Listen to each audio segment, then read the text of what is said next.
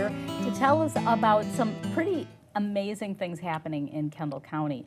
We'll have Leanne Koch and Lisa Ola from the Kendall County Fair Association with a lot of great events happening throughout the summer months and beyond. And Kathy Kavanaugh, who is a hotline director for St. Vincent de Paul Society. We'll get started in just a second.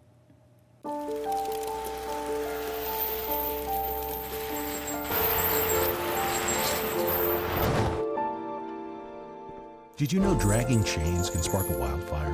Only you can prevent wildfires.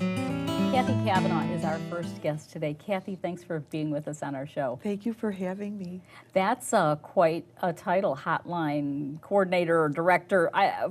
That's kind of scary. So I want to ask you so much about the St. Vincent de Paul Society, and I'm really glad that you're here. I don't think a lot of people know who you are or what you do.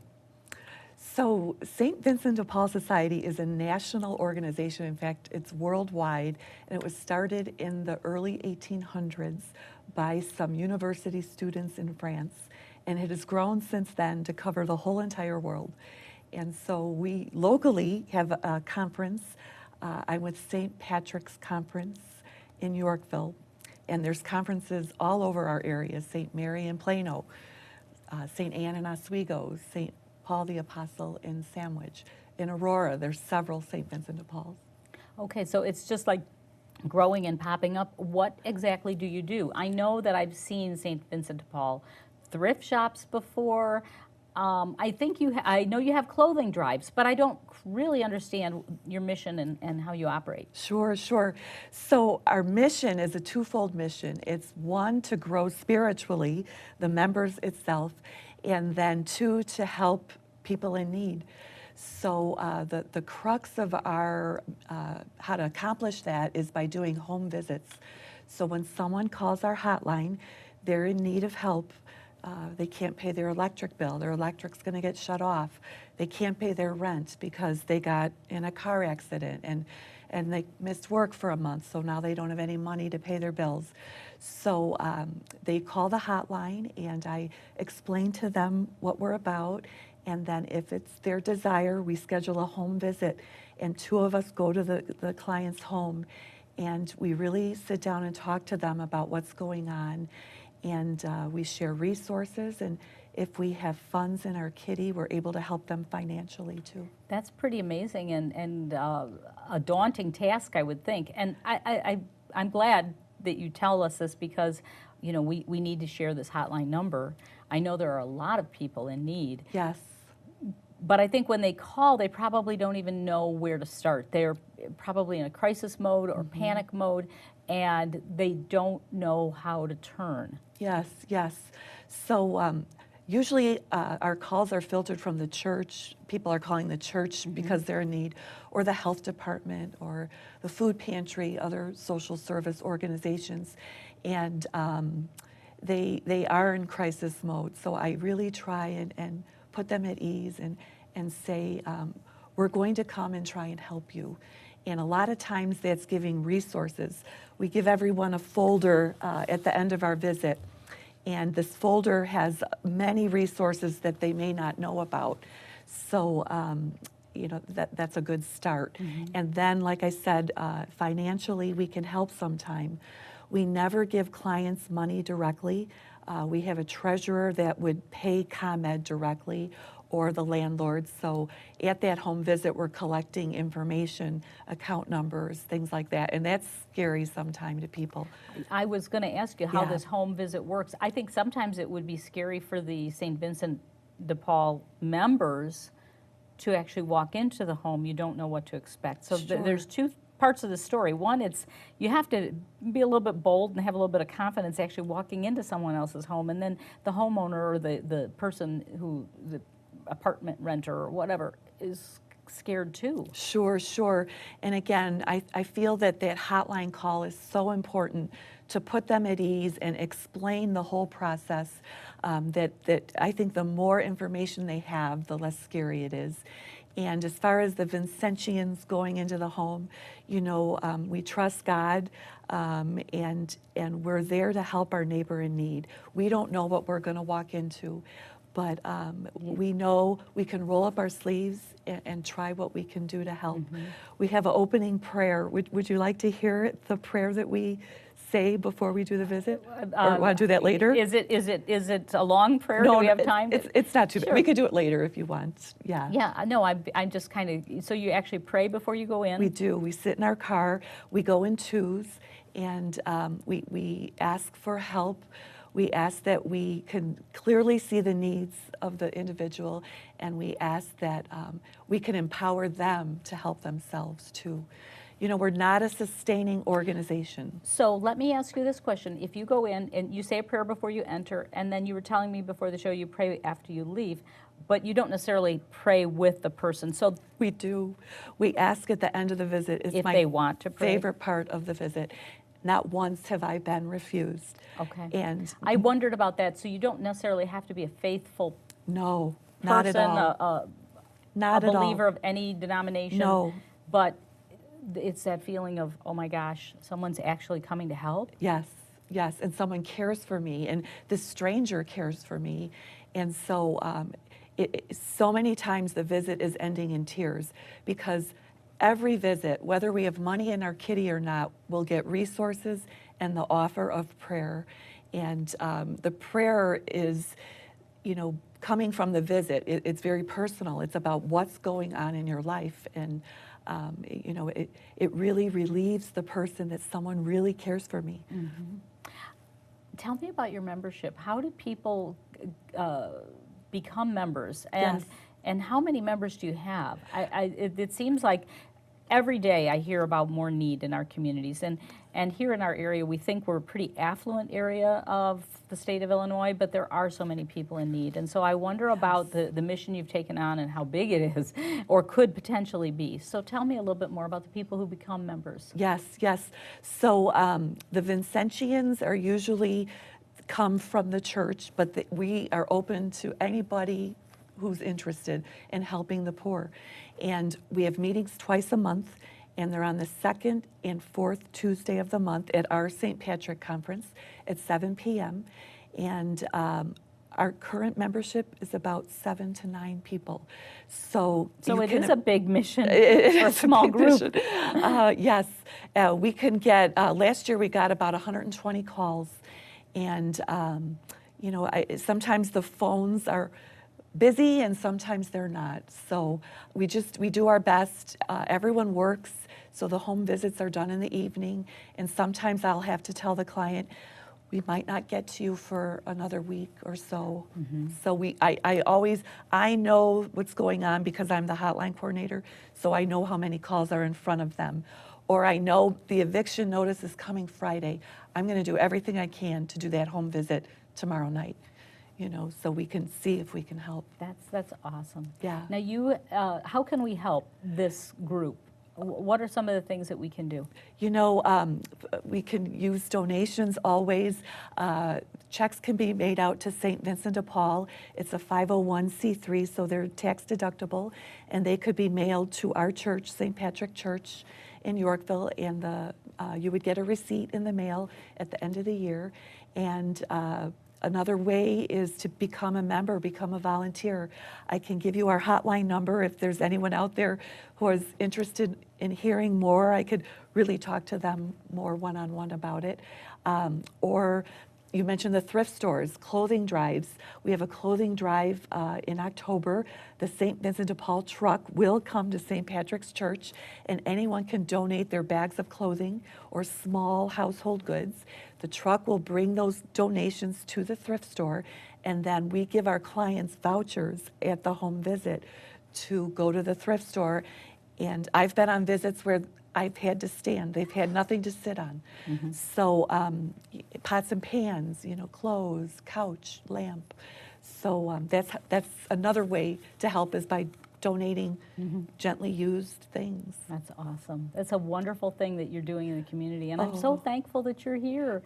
I really appreciate it, and I think that it's a message that so many people need to hear. Thank you, Kathy, for what your group is doing. Thank you. And thank you for being here on our show. Thank you for having me and letting me talk about it. Absolutely. We'll be right back right after this. Thank you. Leaving hot coals improperly extinguished can cause a wildfire. Hey guys, it's Smokey! It looks as if Smokey is going to use the drown, stir, drown and feel technique. After the first drown, a good start. Next, another drink. And finally, a close feel. Is it cool? Okay. Yeah. Hey, Smokey, catch! Oh, my bad, Smokey. Only you can prevent wildfires. Leanne Koch joins us now. She is the first vice president of the Kendall County Fair Association. And if you haven't discovered the Kendall County Fair and the fairgrounds, it's time you do. So, Leanne, thank you for being here. Well, thank you for having me. I'm a pleasure to be here. Now, Leanne, I have to tell you, we like to have Fair Board President Mike Drendel come on our show, and he and I usually fall into tears by the end of our interview because of the passion that he has. And I just have to give some homage to Mike. He is just a fantastic guy, but he really loves that fairgrounds and the fair, and I think you do too. I do. My mom was one of the on the board when it first started. And Mike, I was in when he was at FS one day, and he's like, hey, would you like to be on the fair board? And I was like, yeah, sure.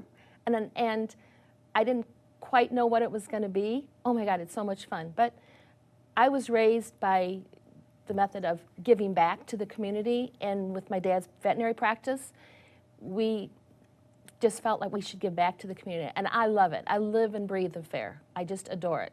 And you, I know you do because I see you, I hear from you off and on throughout the year. You know, we think of the fair as something that happens in August, but I want you to talk about the fairgrounds itself and just the Fair Association, because it's so much more than the 4 days at the beginning of August with the Kendall County Fair. Oh, absolutely.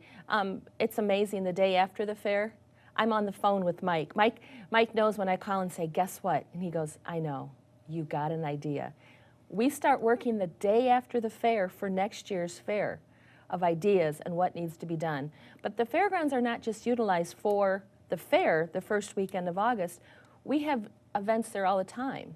We have had dog shows, we have fundraisers, we have several weddings. We were booked clear up until the end of October with weddings. We have quinceaneras. The Yorkville alumni has their alumni party there every year.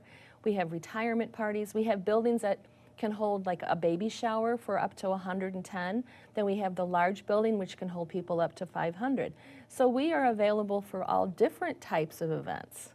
I know that you have a lot of resales there where people come in different groups. I know you do a big thing for parents with baby clothes and baby supplies. And yeah, the Bugaboo is a huge, huge deal. We have auctions there periodically. We have our auction, I think it's August 24th this year, our consignment auction.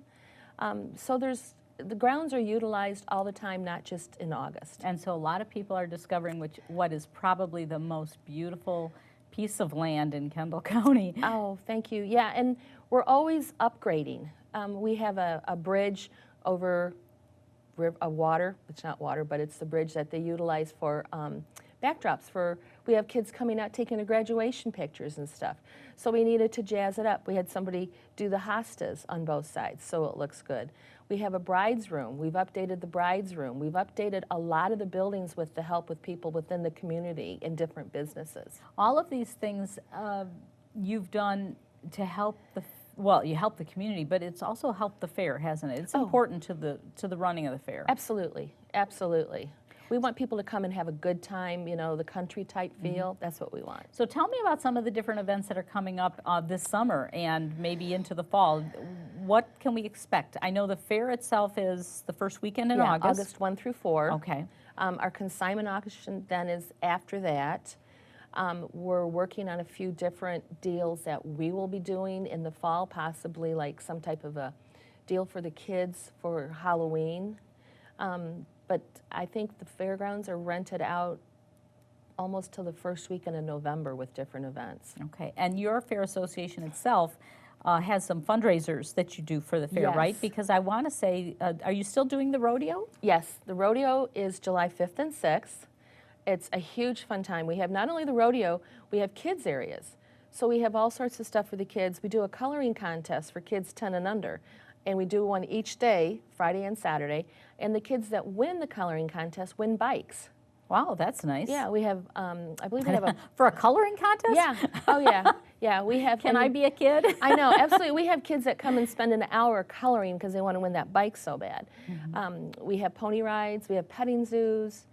They have contests. This year we're doing, the Kendall County Horse Show Association is supplying us with stick ponies made out of pool noodles. And Oh, that's fun. So it's for the kids. They have like a little roundup before the rodeo starts. We also have, in February, we work with the Newark FFA, and we do our drawdown, which has been hugely successful. It benefits both us and the FFA. They do the cooking. We supply the building and stuff. We have live auction, we have silent auction, we have drawings. So when you talk about the drawdown in February, and you talk about the rodeo, which is right after the 4th of July, great weekend to have the rodeo. How important is that to the fair? That actually, those funds are really important. It's very important to the fair because I think a lot of people have the misconception because it's Kendall County Fairgrounds. We've had people call and complain, and there's been a newspaper article out there once or twice. People think that we are owned by Kendall County, and we're not. We're owned by us. So we do our own fundraising. We're totally separate from any county-owned anything like that. But what you're giving back to the community is so huge. Oh yeah, we And- try. and- We really try. Yeah, I think it's phenomenal, and I think that you've got some really unique things. You know, the events that you focused on and that are part of your mission. You know, the idea of an agricultural fair for youth and adults to do the very, very best in creating something, whether that's a jar of jelly or a beautiful Right. cake or a piece of clothing or furniture or beyond, or even coloring contests, you Yeah. know, to do your best. That whole idea of an agricultural fair, which is really, you know, part of the history of the United States. But you're keeping it going. And then you have the rodeo, which you can't see that kind of entertainment anywhere else in this area. Thank you for bringing it to us, you Yeah. know. And we do, like, the other deal we do is flower pots for the fair. We sell flower pots. You buy the flower pot, and then it's all different types of flowers. This year it's geraniums. So when the fair's over, if you buy a flower pot, you can come pick your flower pot up on Sunday. It's got recognition in it. You know, so there's something for everybody. If somebody wants to give us $20,000, well, yeah, we'll take it. That's great. But we want people of all types to be able to say they're part of the fair. So buy a flower pot. You can buy bricks in memory of somebody or to honor somebody in front of our education building. There's all ways to help support our fair.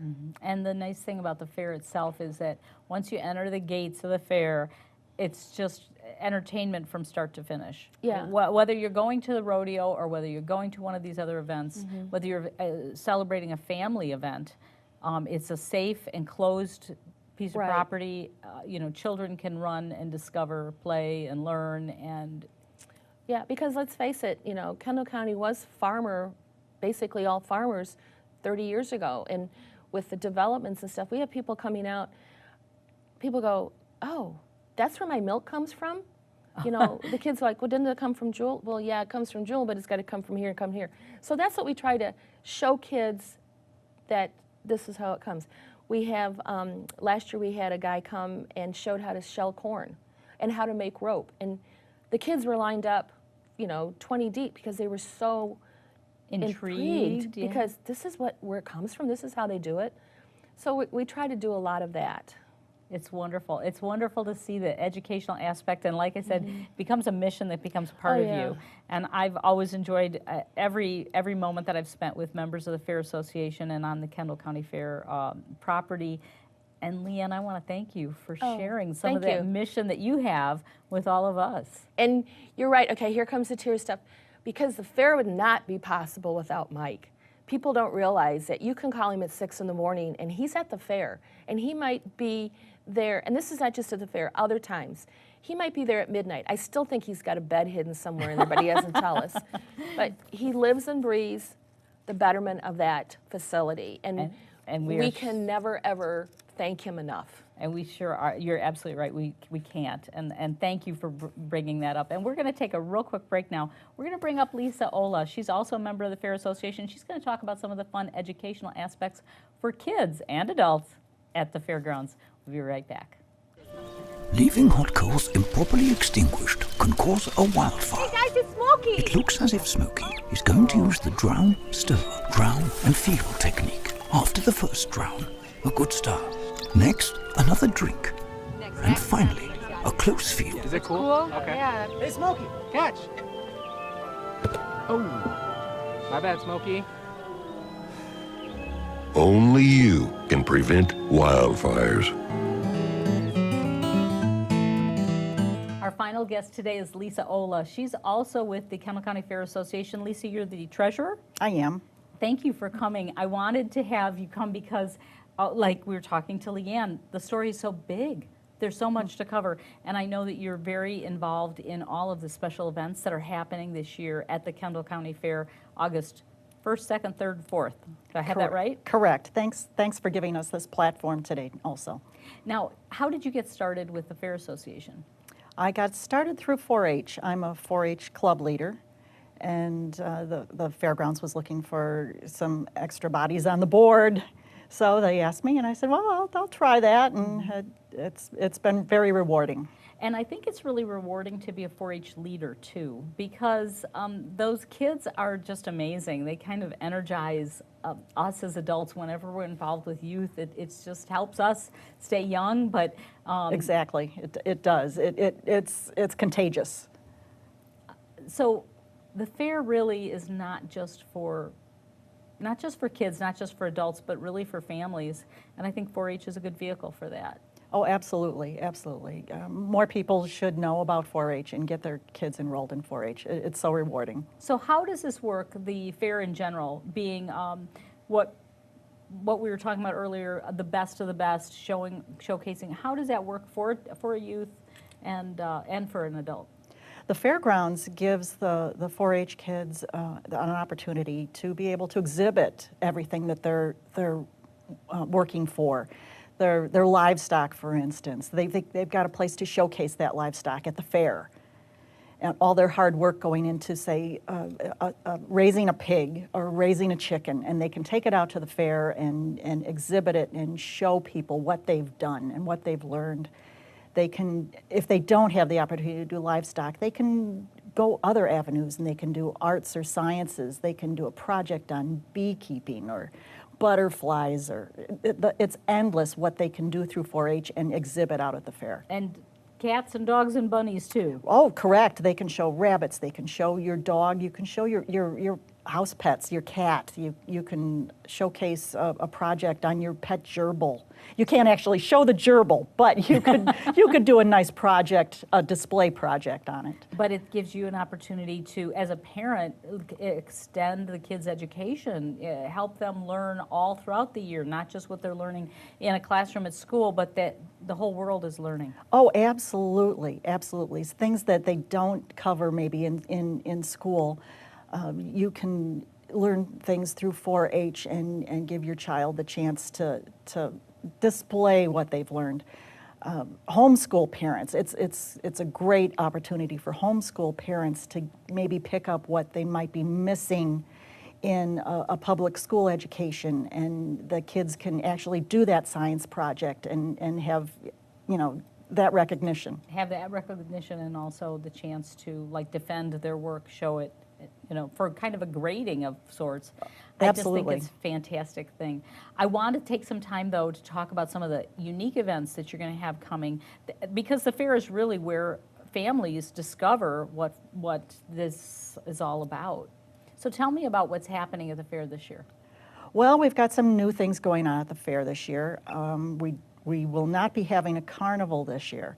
Unfortunately, some of the carnival companies in Illinois have fallen on hard times, and we lost a few of them this year, like 3 to 4 carnival companies. That's a big hit for the fair circuits. It's interesting that happened, but it opens up the chance for other sorts of entertainment, doesn't it? Right, we're trying to replace that with other things that we feel could be better in the long run. So parents may come with their family and not have to spend as much money then. And maybe they can, we'll replace those things with other family entertainment. What kind of things are you are you bouncing around for ideas? Well, bouncing around, that's funny, because one of them is a knocker ball court, so it's this big inflatable, and you wear this big inflatable ball, and the families can get in there and just play foosball, human foosball. That's pretty cool. You definitely have the space for it. Right, right, and it's a very fun event. Other things that are happening as far as entertainment? We have a lot of bands lined up this year. Come on out and see, like Recycle the Day, Backcountry Roads. Eric Chessers is going to be our main Saturday night headliner. Cadillac Groove. I'm trying to name off all the bands that have been booked Definitely as to bands date. that I know But these names are hitting, touching a memory in my head, and they're well-known bands locally in the area, and some of them, with a pretty good following. oh yeah, So- definitely. So the fair is something you really should show up early, plan to spend the day, and enjoy the evening. Oh, there'll be plenty to do, lots to do. Now, we were talking about youth initiatives, kids creating, and then also kids competing earlier. Do they still do some of the different like unique things like bike races and rocketry and that type of thing? Through 4-H, they've got a small aerospace rocket program that you can get into. Bike racing. I think we might have like a kiddie pedal pool out at the That's fairgrounds. what I'm thinking of. Okay. Yeah, so the kids actually do like this mini truck pull type thing with their weights behind their bicycle. Oh, really? Yeah, it's So it's kind of like a truck pull, but they're doing it with leg power? right. Exactly. It's really cute. How old are the kids? Like 8 and under.